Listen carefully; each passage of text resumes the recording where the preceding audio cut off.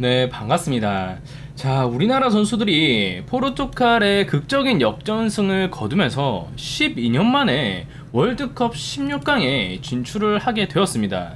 자, 이로 인해서 우리나라는 지금 크게 두 가지 기대감이 크게 형성되어 있는 시점입니다.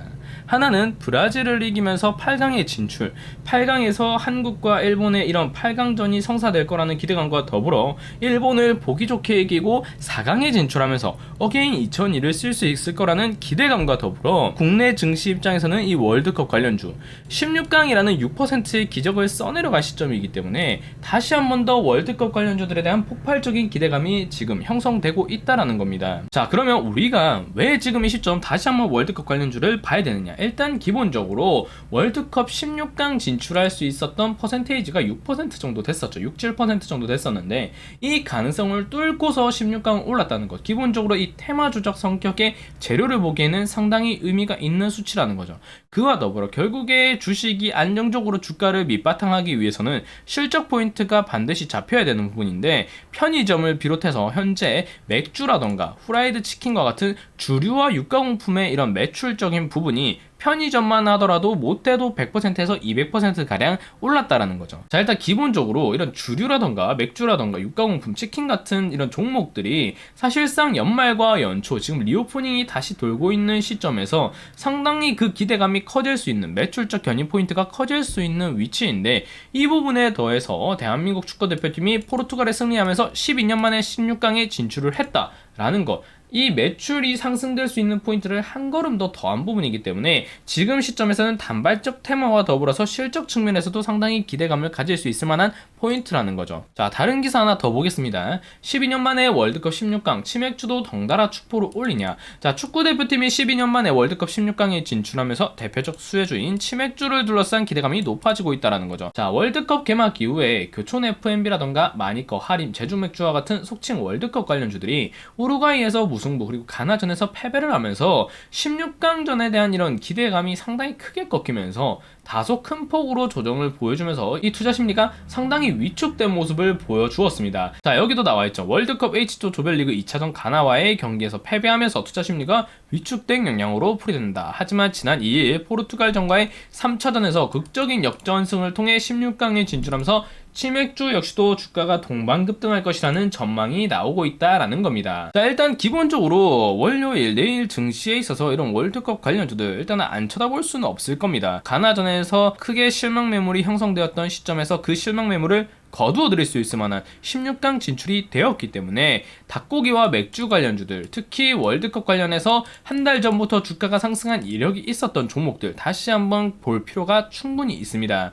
물론 테마주 투자다 보니까 경계해야 한다는 지적도 나오고 있지만 이와 관련해서도 그럼 내일 어떻게 좀 대응을 하면 좋을지 한번 바로 체크해 볼 수 있도록 하겠습니다. 자, 종목들 한번 살펴보겠습니다. 하잉크 코리아, 제주맥주, 마니커, 하림지주, 교촌 FMB, 그리고 아프리카TV, BGF 리테일까지 현재 체크를 해볼 수 있습니다. 자, 하잉크 코리아 같은 경우에는 일단 손흥민 관련주로 볼 수 있습니다. 이번에 토요일날 손흥민 선수가 상당히 좀 임팩트 있는 그런 모습을 많이 남겨주었고, 그리고 기본적으로 탄력성이 손흥민 관련주로 엮이면서 월드컵에 대한 기대감이 형성되었을 때 상당히 크게 올라온 이력이 있기 때문에 또 기술적인 면에서 봤을 때 매집대가 전혀 풀리지 않고 중심선을 그리고 구름선을 위에서 지지를 받으면서 튕겨줄 수 있는 위치에 안착이 되어 있기 때문에 하잉크 코리아 충분히 손흥민 관련해서 이번 월드컵 관련해서도 노려볼 만한 가치가 충분하다 이렇게 볼 수 있겠습니다. 자, 제주 맥주 같은 경우에는 일단 기본적으로 봤을 때 맥주 관련주의 대표 주자로서 볼 수 있죠. 자, 매집대가 아직 풀리지 않고 이때 거래량이 지금 눌리면서 전형적인 눌림목 현상을 보이고 있다 볼 수 있지만 일단 중심선을 이탈한 경우 이 구간은 좀 다소 아쉬움이 남는다 이렇게 보고 있습니다. 하지만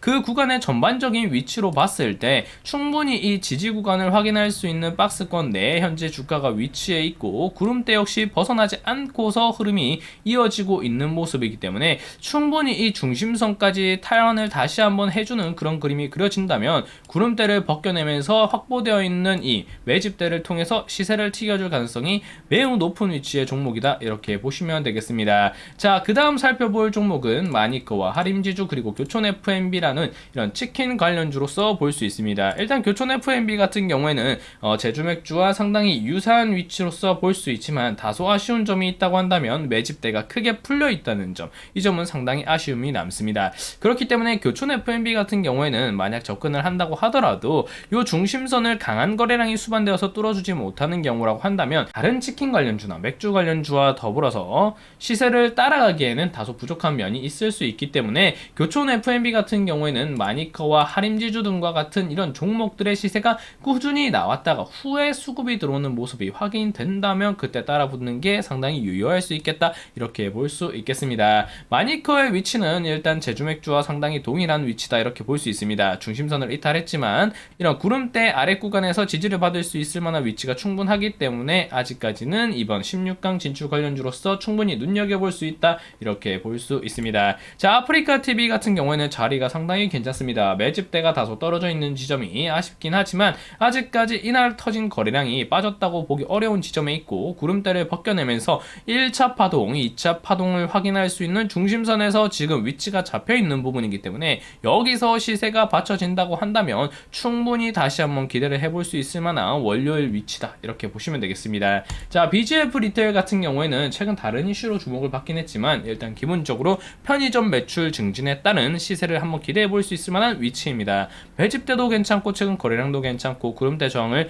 밟아주는 위치도 그렇고 중심선 위에서 아래 꼬리를 잡아주는 모습이기 때문에 다시 한번 더 추세 파동을 이어갈 수 있을 만한 그런 유효한 위치에 있다, 이렇게 보시면 되겠습니다. 자, 이렇게 월드컵 16강 관련주들 전반적으로 한 종목씩 살펴보면 뭐 하나 빠지는 위치의 종목이 아닙니다. 물론 이 가나전에서 패하면서 그 기대감이 많이 꺾이긴 했지만 아직까지는 그 시세가 상당히 유효하다, 이렇게 볼 수 있는 위치에 있고 그 기대심이 다시 한번 살아나고 있는 지점이기 때문에 월요일 증시에 있어서 상당히 한번 기대를 해볼 만한 위치다, 이렇게 보시면 되겠습니다. 자, 물론 이렇게 좋은 점만 있는 건 아닙니다. 우리가 주의를 해야 될 부분도 분명히 있습니다. 일단 기본적으로 16강에서 브라질을 꺾고서 일본과 한일전 기대감이 8강에서 성사되지 않을까라는 기대감이 형성되어 있는 건 사실이지만 사실상 브라질이라는 상대가 결코 우리가 쉽게 볼 수 있는 그런 위치의 일정은 사실상 아닙니다. 그렇기 때문에 이 부분을 시장 참여자들이 어떻게 의식할 것인가, 이게 상당히 큰 문제가 될 수 있습니다. 자, 내일 만약 시세가 나온다고 하더라도 화요일날 새벽 4시에 경기가 예정되어 있는데 화요일 새벽 4시에 만약 브라질에 대해서 패를 하면서 16강으로 우리나라가 마무리가 된다. 물론 그걸로도 크다 볼 수 있겠지만 일단은 실망 매물이 크게 나올 수 있는 지점이라는 점을 감안을 한다면 이 점을 고려한 월요일날 월드컵 관련주들의 흐름이 다소 연출이 되지 않을까, 이런 생각도 하고 있습니다. 물론 그 반대로 월요일날 만약 윗꼬리를 빼면서 브라질전을 의식한 실망 매물이 다시 한번 경계성으로 출회가 된다라고 한다면 이 화요일날 만약 브라질에 대해서 우리나라가 이겼다라고 한다면 이 관련주들 사실상 7개 모두 점상을 가더라도 이상할 부분은 아닙니다. 이 종목들 중에는 분명 내일 VI를 잡고 출발하거나 10몇 % 이상 갭 상승을 가지고서 출발하는 종목들이 분명 많이 있을 겁니다. 하지만 그런 종목이 아니라 만약 10% 미만으로 종목의 주가가 형성이 되거나 그런 출발 흐름이 보인다면 충분히 그 처음에 이 7종목을 정리해 두셨다가 급등 출발하는 종목들, 그리고 그 꼬리가